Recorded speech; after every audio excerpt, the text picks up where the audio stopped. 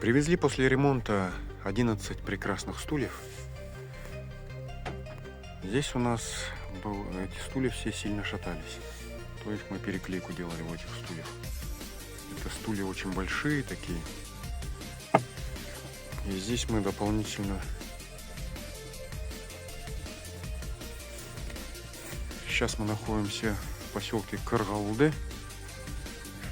Это очень такой красивый, прекрасный поселок. Если вам нужен будет ремонт стульев, обращайтесь, с удовольствием поможем.